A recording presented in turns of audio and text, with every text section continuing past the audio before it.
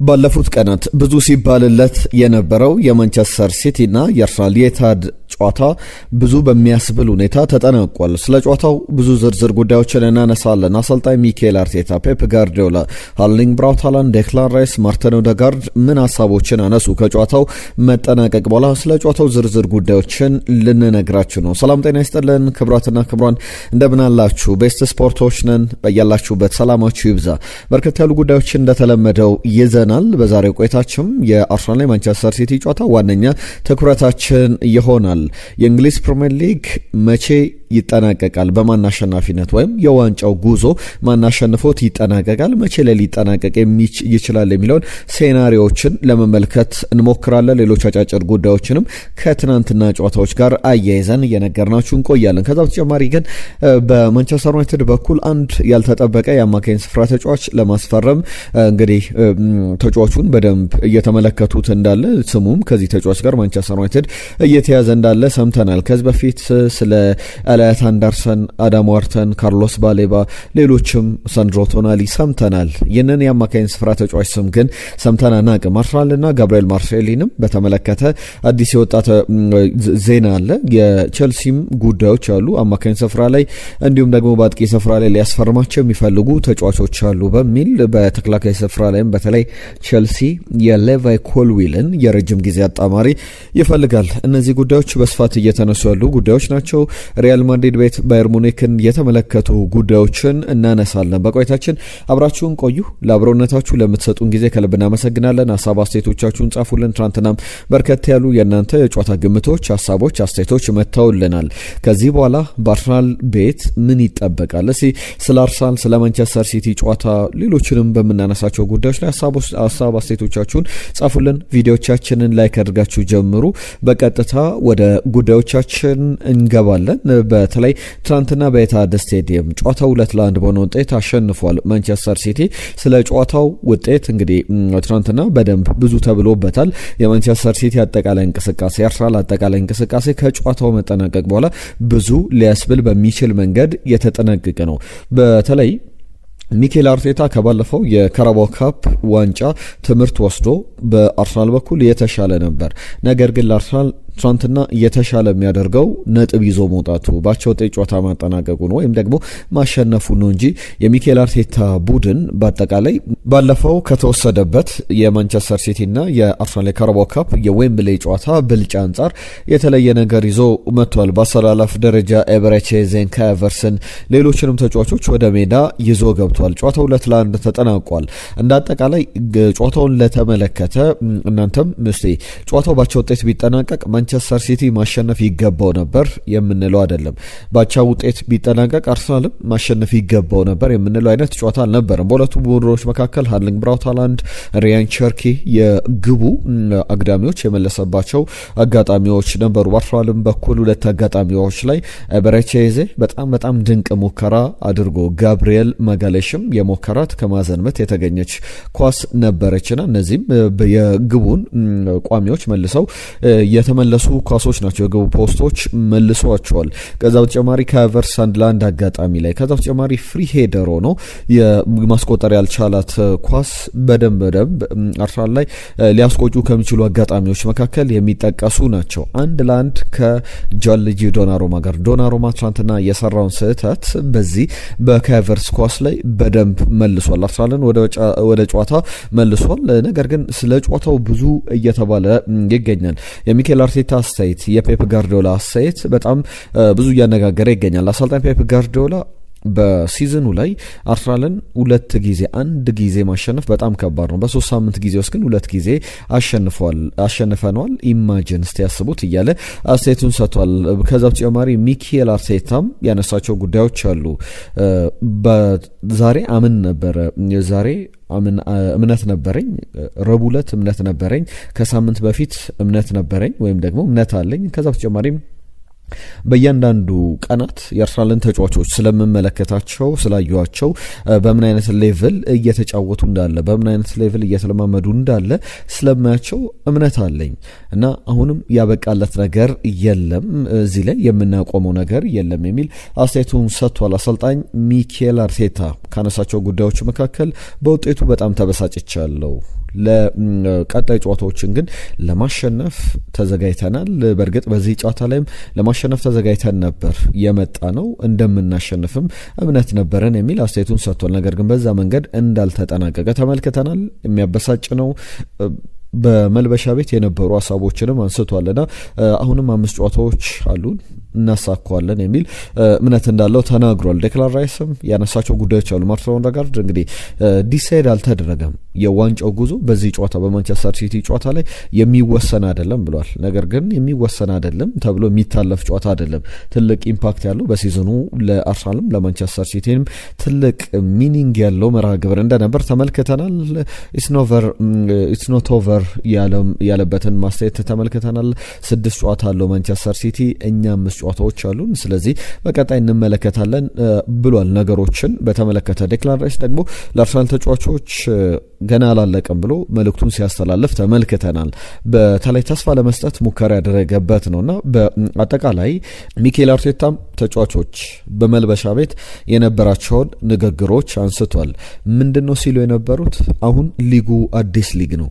በአዲሱ ሊግ ላይ የሚቀጥሉትን 5 ጨዋታዎች ማሸነፍ አለብን። ያንን ለማድረግ አሁንም ሁሉ ነገር በእጃችን ነው ብለው ተጫዋቾች ሲወያዩ ነበርና አሰልጣኝ ፔፕ ጋርዲዮላ ሃርሊንግ ብራውት ሃላንድም ያንን የአርሰናልን ነገር በንቀት አልተመለከቱትም። ለምሳሌ ሃርሊንግ ብራውት ሃላንድ አምብል ሆነን መቀጠል አለብን፣ አሁንም መኩራራት ወይም ደግሞ አሸንፈናል ብለን የምንነፋፋበት አይደለም የሚል አስተያየቱን ሰጥቷል። ከዛ በተጨማሪም የፔፕ ጋርዲዮላ ሀሳብ በተመሳሳይ ነውና ቴብሉ ከተመለከታችሁት አሁንም ቴብሉ ይናገራል፣ አሁንም 2ኛ ደረጃ ላይ እንገኛለን የሚል አስተያየቱን ሰጥቷል። በእርግጥ እስካላለቀ ድረስ አለቀ የሚባል አይነት ጨዋታ አይደለም።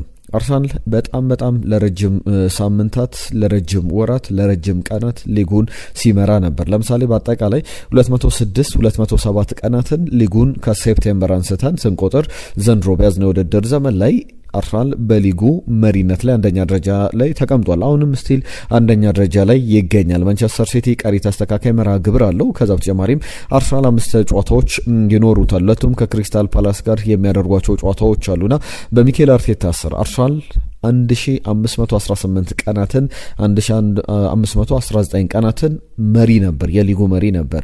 በማንቸስተር ሲቲ አጠቃላይ የፔፕ ጋርዲዮላ ቆይታ ፔፕ ጋርዲዮላ ለ1200 በዚህ በተመሳሳይ ሚኬል አርቴታ ከመጣበት ጊዜ አንስቶ ማለት ነው ለ1201 ቀናት ነው የፔፕ ጋርዲዮላው ሲቲ የመራው። አርሰናል ግን 1518 ቀናት፣ በማከላቸው ግን 4 የፕሪሚየር ሊግ ዋንጫ ልዩነት አለ። ሪያን ሸርኪ ትናንትና በጣም ሞመንት ኦፍ ብሪሊያንስ ነበረውና አሰልጣኝ ሚኬል አርቴታ እኛ ጥሩ ድሎችን ፈጥረናል፣ በጣም የተሻሉ ድሎች፣ እነሱ ደግሞ ሞመንት ኦፍ ብሪሊያንስ ነበራቸው አይነት አስተያየቱን ሰጥቷል። በብሪሊያንስ የተጫወቱበት በጣም ኢንዲቪጁዋል ሞመንት ላይ ክሬት ያደረግናቸው ጥሩ ኳሶች ነበሩ። የተሻለ ድል እኛ ፈጥረናል፣ ነገር ግን እነሱ ደግሞ የተሻሉ ድሎችንም ወደ ግብነት መቀየር አልቻለም። ማንቸስተር ሲቲ ደግሞ የበለጠ ኢንዲቪጁዋል ሞመንቶች ላይ በጣም ስኬታማ ነበሩ። የሪያን ቸርኪ ግብ ምናልባት የሱን እርጋታ ተጠቅመው ያስቆጠራት ግብ ነው እንጂ በጣም ከባድ ግብ የምትባል ናት። ምክንያቱም ያለው የአርሰናል የመከላከል አደረጃጀት የሚያስገርም አይነት ነበር ተመልክተናል። ሊጉን ግን መቼ ማን ሊያሸንፈው ይችላል? አሁንም ለምሳሌ ማንቸስተር ሲቲ ሁሉንም ጨዋታዎች ቢያሸንፍ፣ አርሰናል ሁሉንም ጨዋታዎች ቢያሸንፍ በነጥብ እኩል ሆነው የሚያጠናቀቁበት ነው። ከዚህ በፊት በእንግሊዝ ፕሪሚየር ሊግ ላይ ከ1992-93 የውድድር ዘመን ወይም ሊጉ በአዲስ መልክ ከተጀመረ አንስቶ በ10 አጋጣሚዎች ላይ በመጨረሻ ፋይናል ዴይ ላይ የእንግሊዝ ፕሪሚየር ሊግ ተወስኗል። ለምሳሌ የኪዩፒአር እንዲሁም ደግሞ የማንቸስተር ሲቲ ጨዋታ መቼም የሚዘነጋ የሊጉ መርሃ ግብር አይደለም። 2011-12 የውድድር ዘመን ላይ ያ የሰርጂዮ ኩናጌሮ ግብ መቼም ከአእምሯችን የሚጠፋ አይደለም። በቅርብ ጊዜያት ላይ ለምሳሌ አርሰናልና ማንቸስተር ሲቲ እስከ መጨረሻው መፋለም በነበረባቸው የውድድር ዘመን ላይ 2023-24 የውድድር ዘመን ላይ ማንቸስተር ሲቲ በመጨረሻው ቀን ዌስትሃም ዩናይትድን 3-1 አሸንፎ ነበረ ዋንጫውን ማሸነፉን ያረጋገጠው። ከሊቨርፑል ጋርም በነበራቸው ፍልሚያ ላይ ማንቸስተር ሲቲ አስቶን ቪላን አሸንፎ ሊጉን ማሸነፉን አረጋግጧል። ሊቨርፑል አምና ሲያሸንፍ አፕሪል 27 ላይ ነበረ ሊጉን ማሸነፉን ያረጋገጠው። ቶትናምን 5-1 በሆነ ውጤት በማሸነፍና ወደ 4 ጨዋታዎች ሲቀሩ ነበር ያረጋገጠው። እስካሁን በሪካርድ ደረጃ በቅርብ አመታት ላይ 2019-20 በኮሮና ቫይረስ ወቅት ላይ የሊቨርፑል ቡድን ፕሪሚየር ሊጉን ሲያሸንፍ እንደምናስታውሰው በጣም በሚያስገርም ሁኔታ በጣም በርከት ያሉ ጨዋታዎች ሲቀሩ 7 ጨዋታዎች አካባቢ ሲቀሩ የተጠናቀቀ ጨዋታ ነውና አርሰናል አሁንም እድሎች አሉት። ነገር ግን ከትናንትና የተሻለ እድል አለው ወይ ከዚህ በኋላ የሚለው ትልቁ ጥያቄ ነው። ምክንያቱም ትናንትና በራሱ መንገድ ያንን ጨዋታ ባቸው ውጤት ቢያጠናቀቅ በራሱ መንገድ ጨዋታውን ማሸነፍ ቢችል ኖሮ የበለጠ በዚህ ያክል ደረጃ ለአርሰናል ችግር ይሆናል ብለን ነገሮችን አንመለከትም ነበርና ለሁሉም ብዙ ማለት የሚቻልበት አይነት ጨዋታ ነው ከማንቸስተር ሲቲ ጋር በተያያዘ ቀጣይ 5 ጨዋታዎች ላይ አርሰናል በቀጣይ ከኒውካስል ዩናይትድ ጋር፣ ፉልሃም፣ ዌስትሃም ዩናይትድ፣ በርንሌይ እና ክሪስታል ፓላስን ይገጥማል። በመርሃ ግብር ደረጃ ሁለቱም ለምሳሌ ማንቸስተር ሲቲም አርሰናልም በርንሌይንም ክሪስታል ፓላስንም የሚገጥሙባቸው ጨዋታዎች አሉ። ከዛ በተጨማሪ ደግሞ በማንቸስተር ሲቲ በኩል ከባድ የሚባሉ ጨዋታዎች አሉ። የኤቨርተን መርሃ ግብር ሂል ዲኪንሰን ላይ የሚደረግ ጨዋታ ነው። ብሬንትፎርድ አለ፣ ቦርመዝ አለ፣ አስቶን ቪላ አለ። ቀላል ጨዋታዎች አይደሉም ለማንቸስተር ሲቲም። አስቶን ቪላ የአውሮፓ ቻምፒየንስ ሊግ ቦታን ይዞ ላያጠናቅቅና መርሃ ግብሩ ላይ እንግዲህ ወሳኝ የሚባል ጨዋታ ሊሆንበት ይችላል። ሌሎችንም ነገሮች ማንሳት ይቻላል። ለሁሉም የእናንተን ሀሳቦች እስቲ አካፍሉን። የሊጉ ዋንጫ ተወስኗል ወይ? እስቲ ሀሳብ አስተያየቶቻችሁን ጻፉልን። ሌሎች ጉዳዮችን እናንሳ። ትናንትና በእንግሊዝ ፕሪሚየር ሊግ አስቶን ቪላ በቻምፒየንስ ሊግ ደረጃን ይዞ ለማጠናቀቅ ከሰንደርላንድ ጋር በጣም ያደረገው አስፈላጊ ጨዋታ ነበር። በዚህ ጨዋታ ላይ ኦላይ ዋትኪንስ ሁለተኛውና 36ኛው ደቂቃ ላይ፣ ሞርጋን ሮጀርስ 46ኛው ደቂቃ ላይ ያስቆጠሯቸው ግቦች ነበሩ። በእርግጥ 1-1 በሆነ ውጤት እንዲቀጥል ሁለተኛው ደቂቃ ላይ ዋትኪንስ ካስቆጠረ በኋላ ሪግ በጣም ቆንጆ ግብ ለሰንደርላንድ 9ኛው ደቂቃ ላይ ግብ አስቆጥሮ 1-1 ሆነው ነበረ። 36ኛው ደቂቃ ላይ ዋትኪንስ ድጋሚ መሪ ያደረጋቸው። ከዛ በኋላ ሮጀርስ 46ኛው ደቂቃ ላይ ሌላ ግብ አስቆጠረ። ከኦሌ ዋትኪንስ የተሻገረለት ኳስ እንደነበረ ተመልክተናል። ሁሜ እንዲሁም ደግሞ ኢዞዶር ያስቆጠሯቸው ግቦች በጣም ዊልሰን ኢዞዶር በጣም አስፈላጊ ግቦች ነበሩ። 86ና 87ኛው ደቂቃ ላይ ጨዋታው 3-3 ተጠናቀቀ ሲባል ግን ታሚ አብርሃም 93ኛው ደቂቃ ላይ አስቶን ቪላን አሸናፊ የምታደርግ ግብ አስቆጥሯል። ኤቨርተን ከሊቨርፑል ያደረጉት ጨዋታ በተመሳሳይ 100ኛው ደቂቃ ላይ ቨርጂል ቫን ዳይክ ግብ አስቆጥሮ ኤቨርተን 2-1 በሆነ ውጤት ተሸንፏል። ቤቶ እንዲሁም ደግሞ ሳላ አስቀድሞ ግቦችን አስቆጥረው ነበረ። ሊቨርፑል በሳላ አማካኝነት ሲመራ ነበረ። በጣም የሚገርም ኳስ ከኮዲ ሃክፖ ተቀብሏል። ሳላ ወደ ግብነት ቀየረ። በሊቨርፑል እንግዲህ የመጨረሻ ቀናትን ጥሩ ለማድረግ እየሞከረ ያለ ይመስላል። ሊቨርፑልም አሸንፏል። ኖቲንጋም ፎሬስት 4-1 በሆነ ውጤት በርንሌይን አሸንፏል። በተለይ ደግሞ ትናንትና አስቶን ቪላ ካሸነፈ በኋላ ከማንቸስተር ዩናይትድ እኩል 33 ጨዋታዎችን አድርጎ 58 ነጥቦችን ሰብስቧል። ማንቸስተር ዩናይትድ 13 ንጹህ ግቦች አሉት። ቪላ 6 ንጹህ ግቦችን ይዞ የተቀመጠ ቡድን ነው። ሊቨርፑል 55 ነጥቦችን ይዟል። ከሁለቱም ቡድኖች 3 ነጥብ ልዩነት ነው ያላቸው። ሊቨርፑልም በቅርብ ርቀት የቻምፒየንስ ሊግ ደረጃ ላይ ያለ ቡድን ነው። አሁን በሊቨርፑልና በቸልሲ መካከል 55 እና 48 እንግዲህ በመካከላቸው የ7 ነጥብ ልዩነት አለ። ለቸልሲ ነገሮች እየከበዱ ያሉ ይመስላሉ። ወራጅ ቀጠና ላይ ያለውን ጉዳይ ደግሞ እንመልከት። ዌስትሃም ዩናይትድ ዛሬ ይጫወታል። ኖቲንጋም ፎረስት ማሸነፉን ተከትሎ ነጥቡን 36 አድርጓል። ቶትናም ሆትስፐር በጣም እየራቀ ይገኛል። አሁን ከዌስትሃም ጋር የ1 ነጥብ ልዩነት፣ ከኖቲንጋም ፎረስት ጋር ደግሞ የ3 ነጥብ የ4 ነጥብ ልዩነት ነው በማከላቸው ያለው። የ5 ነጥብ ልዩነት ሆኗል። 36 እና 31 እና በጣም ብዙ የሚባል ነበር። መጀመሪያው 2 ነጥብ ነበር። አሁን የ5 ነጥብ ልዩነት በጣም ለቶትናም ነገሮች ከባድ ይመስላሉ። ለሁሉም ሌሎች ዝርዝር ጉዳዮችን እናነሳለን። በጀርመን ቡንደስሊጋም የነበረ ጨዋታ አለ። ባየር ሙኒክ አሸንፎ የጀርመን ቡንደስሊጋን ማሸነፉን አረጋግጧል። 36ኛ ጊዜ ካልተሳሳትኩ ቁጥሩን ባየር ሙኒክ ለ35ኛ ጊዜ ቡንደስሊጋውን ዶሚኔት አድርጎ ያሸነፈ የውድድር ዓመት ሆኗል። 4-2 በሆነ ውጤት ስቱትጋርትን ባሸነፈበት ጨዋታ ላይ አረጋግጧል። ፓሪስ ሰን ዠርመን ከሊዮን ጋር ያደረገው ጨዋታ ነበረ። 2-1 በሆነ ውጤት ኤንድሪክ እና ሞሬራ ባስቆጥሯቸው የመጀመሪያ 20 ደቂቃዎች ግብ፣ ከዛ በኋላ ግን ክቫራትስኬሊያ ያስቆጠራት ግብ 94ኛው ደቂቃ ላይ ብትቆጠርም ጨዋታው 2-1 በሊዮን አሸናፊነት ተጠናቋል። ለሁሉም እነዚህ ትናንትና የነበሩ መርሃ ግብሮች በዋነኝነት የሚጠቀሱ ጨዋታዎች ናቸው። ሌሎች አጫጭር ጉዳዮችን አነሳለሁ ከዝውውር ዜናዎች ጋር በተያያዘ የሚነሱ ሀሳቦች አሉ።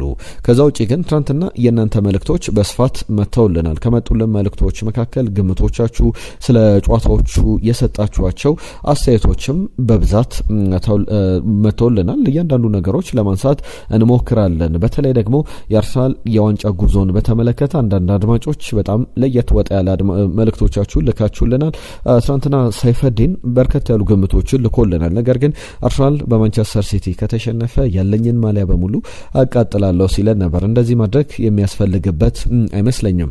ዳንኤል በቀለ ትናንትና ከጨዋታው አስቀድሞ የመጀመሪያ መልእክት ከላኩልን አድማጮች መካከል አንደኛው ነው። ዳስ ጣላርሴ የውስጤን ዋንጫ ናፍቆ አልችላለ ሆዴ የዋንጫውን ጆሮ ይዞ እያለ የቴዲ አፍሮ ዘፈንን ወደ አርሰናል እንግዲህ ግጥምነት ቀይሮ የተለያዩ ሀሳቦችን ሲያነሳ ነበር። ምናልባት የማደጋፊ እንደሆነ ቢነግረን ጥሩ ነበር። 4 ዋንጫ አስባ ሁለቱን አጣችሁ ወይ ነዶ ሁለቱን ዋንጫ ካጣችሁ ሰው አልሆነም ደርሶ እያለ የቴዲ አፍሮ ዘፈንን የገልብጦ መልእክቱን ልኮልናል። እንግዲህ የማደጋፊ እንደሆነ ዳንኤል በቀለ በዛውም ቢልክልን የተሻለ ነበረ።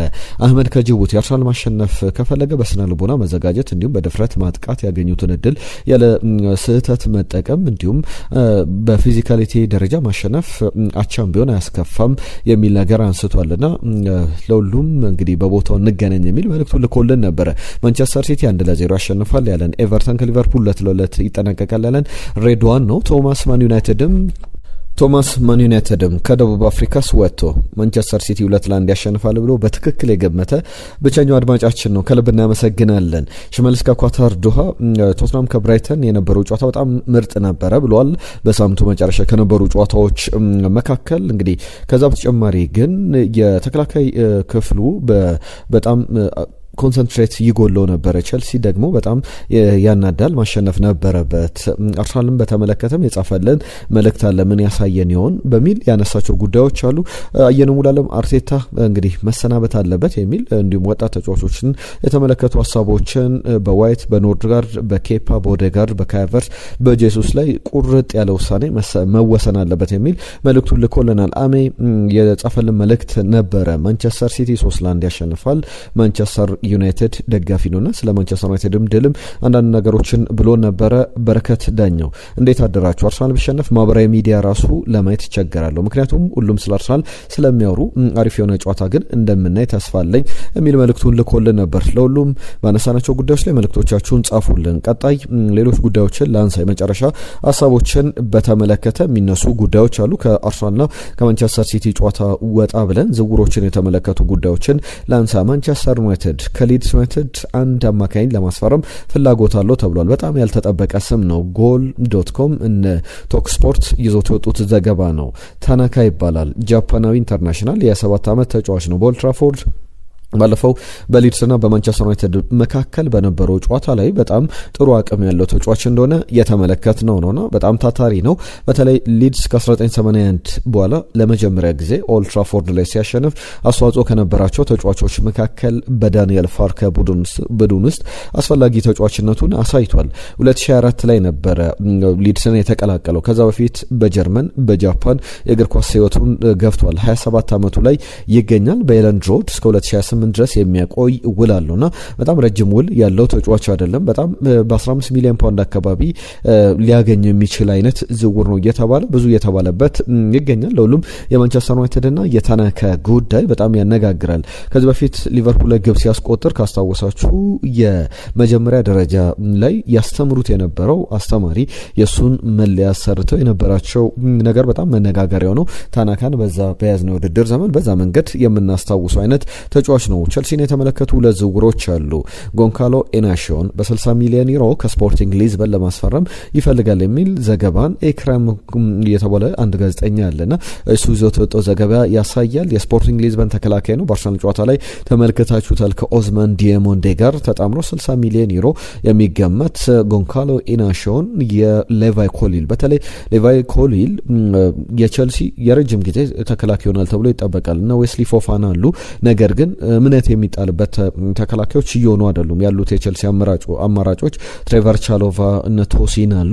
እነ ቶሲን ሊለቁ የሚችሉ ተጫዋቾች ናቸው። ቻሎቫም ሊሸጥ ይችላል። በተለይ እንደ ቸልሲ የክረምቱ ዝውውር እቅድ የሚወሰን ነው ተብሏል። ባለፉት ቀናት ላይ በሰንደርላንድ በኩል ኖዋ ሳዲቂን በተመለከተ የማንቸስተር ዩናይትድን ስም ስናነሳ ነበር። አሁን ደግሞ አንድ ዘገባ እየተመለከትኩ ገኛለሁ። ቸልሲ የሰንደርላንዱን ኖሃ ሳዲቅን ለማስፈረም ፍላጎት ካላቸው ክለቦች መካከል አንዱ እንደሆነ የሚያሳዩ ዘገባዎችን እየተመለከትን እንገኛለን። አርሰናል ቤት በጣም ጥሩ ዜና ለአርሰናል ደጋፊዎች፣ በተለይ ብዙ አርሰናል ደጋፊዎች ጋብሪኤል ማርቲኔሊ ቢለቅና ሌላ የተሻለ አማካኝ የመስመር አጥቂ ቢመጣ የሚል እምነት አላቸው።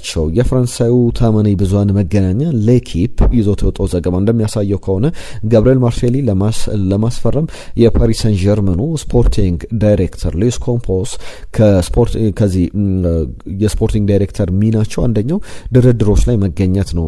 ዝውውሮቹ ከመደረጋቸው በፊት ከወኪሎች ጋር ይነጋገራሉና እንዴት ነው የተጫዋች ይሸጣሉ ወደ ፓሪስ ሰን ዠርመን ቢመጣ ምን ያክል ያስወጣናል የሚለውን ነገር ከወኪሎቹ ጋር ድርድር ጀምሯል፣ ንግግሮችን ማድረግ ጀምሯል የሚሉ ሀሳቦችም ተሰምቷል። ጋብሪኤል ማርቲኔሊ ከ2007 ድረስ በአርሰናል የሚያቆየው ውላለው። ፓሪስ ሰን ዠርመን ደግሞ ተጫዋቹን የስኳድ ተጫዋች ብቻ ማድረግ ሳይሆን በተፎካካሪነት ደረጃ ጥሩ አቅም ያለው ለፈረንሳይ ሊግም ለቻምፒየንስ ሊግ እግር ኳስም የሚሆነን አይነት ተጫዋች ነው ብለው እምነት አላቸውና ከዛ በተጨማሪ ግን በአማራጭነት የኦዝማን ዲያሞንዴንም ስሞች ይዘዋል ነው የተባለው። ከሱም ወኪሎች ጋር እየተነጋገሩ ይገኛሉ። ነገር ግን ኦዝማን ዲያሞንዴ እስከ 80 ሚሊዮን ዩሮ ድረስ የሚጠራበት ተጫዋች ነውና በዚህን ያክል ደረጃ ለአርሰናሉ ተጫዋች አይከፍሉም። ስለዚህ በአቬላቢሊቲ ከጉዳት ጋር በተያዘ በሌሎችም ከልምድ ጋር በተያዘ ሊነሱ የሚችሉ ጉዳዮች አሉ ተብሏል። ሪያል ማድሪድ ቤት ያሉ ጉዳዮች አሉ። ከአርሰናል ጋር በተያዘ ግን የዩሊያን አልቫሬዝ ጉዳይ ብዙ እየተባለበት ይገኛል። ሰርጂዮ ኩናጌሮ ፈጽሞ ወደ አርሰናል እንዳትመጣ፣ በባርሰሎና ከቻልክ ፈርም፣ አማራጭ ባርሰሎናና አርሰናል ከሆነ ባርሰሎናን ምረጥ፣ የመጀመሪያ አማራጭ ባርሰሎና ቢሆን ስኬታማ ትሆናለህ፣ የቻምፒየንስ ሊግ አሸናፊ መሆን ትችላለህ፣ ብዙ ኮምፕሌት የተባለ ተጫዋች ነው ዩሊያን አልቫሬዝ ብሎ አስተያየቱን ይሰጣል። ከአስተያየት ጋር የነበረው ቆይታ ነውና ለባርሰሎና የሚሆን የሚመች አይነት መከላከል የሚችል ማጥቃት የሚችል ሁሉ ነገር ያሉት ተጫዋች ነውና በዛ ቢቆይ በስፔን ቆይቶ ለባርሰሎና ቢፈርም ደስ ይለኛል። ወደ እንግሊዝ ከሚመጣ ይልቅ ወደ አርሰናል ከሚፈርም ይልቅ ያ ዝውውር የተሻለ ነው የሚል አስተያየቱን ሰጥቷል።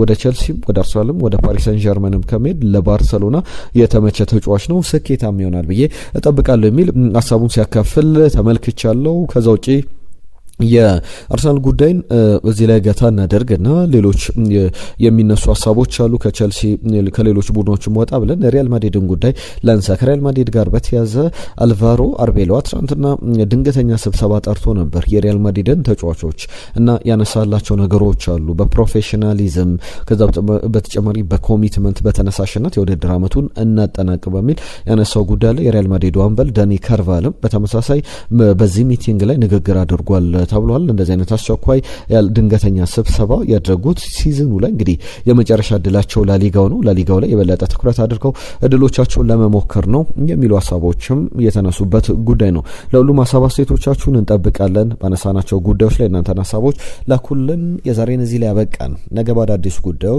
ሌሎችን ሀሳቦች እያነሳን እንቀጥላለን። አብራችሁን ስለነበራችሁ ከልብ እናመሰግናለን። ጤና ይስጥልን።